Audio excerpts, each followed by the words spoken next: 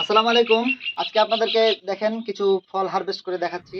এটা হলো মালয়েশিয়ান জাত। এই জাতটা যদি বাইকোনোরের থেকে মিষ্টি বেশি না হয় তাহলে আমি আপনাদেরকে কথা দিচ্ছি, আগামী থেকে আর কোনোদিন এই আইডি থেকে সেল পোস্ট পাবেন না। আমি চিরতরে এই ব্যবসা থেকে আমি মানে করবো আর কি, সরে যাব যদি এটা বাইকোনোর থেকে মিষ্টি না হয়। দেখতে পাচ্ছেন ফলন, দেখেন আমার এই গাছটিতে কি পরিমাণ ফলন হয়েছে। আমি আজকে সব ফল হারভেস্ট করে ফেলবো এবং আপনাদেরকে মিষ্টতা পরিমাপ করে দেখাবো।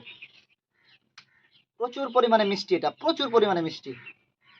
আমি এত আঙ্গুর খেয়েছি, প্রায় ৬-৭টা মতো জাত খেয়েছি, কোনো জাত আমি এরকম মিষ্টি পাইনি। এবং এটাতে একটা ফ্লেভার আছে আলাদা, লিচি ফ্লেভার, লিচুর মতো একটা ফ্লেভার আছে। এবং ফলন দেখেন আপনি, তাহলে বুঝতে পারবেন কি পরিমাণ ফলন হয়েছে।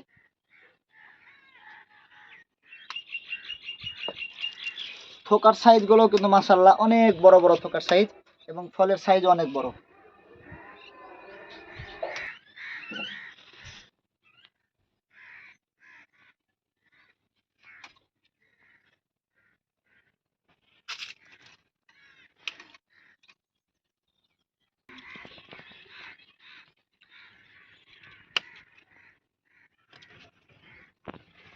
এখন আপনাদেরকে এটার ব্রিক্স মান দেখাবো, যেটার ব্রিক্স মান কত আছে।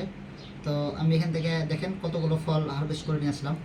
এখান থেকে একটা ফল আমি এখান থেকে ব্রিক্স মিটারে দেখাই।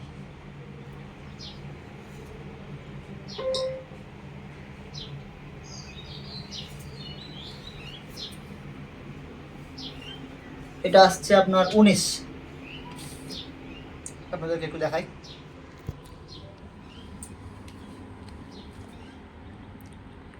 এই যে দেখেন 19 আসছে। তো এরকমই কোনোটা 19, কোনোটা 20, আমি 20-এর উপরে একটাও পাই নাই, আবার মানে 16-17 নিচেও নাই। এবং ফলের সাইজ দেখেন, ফলের সাইজগুলো দেখেন, তাহলে বুঝতে পারবেন কী সুন্দর সাইজ। একদম বাজারজাত করার মতো একটা জাত। এবং এতগুলো ফলের মধ্যে কোনো ফাটা পচা খুবই কম, দুটো একটা ফাটা পেয়েছি বা পচা পেয়েছি, তাছাড়া সব দিক দিয়েই ভালো। এবং মিষ্টতা বাইকোনোর, অ্যাকোলো, এগুলো আশপাশে আসতে পারবে না এক কথায়। এবং ভিতরে একটা লিচি ফ্লেভার আছে, খুবই সুন্দর খেতে। তো আপনারা সবাই এই জাতটা একটা করে রাখবেন বাসায়, ইনশাল্লাহ এটার মানে আমার বাণিজ্যিক বাগানে এটা আমি বৃদ্ধি করবো আর কি। এই জাতটা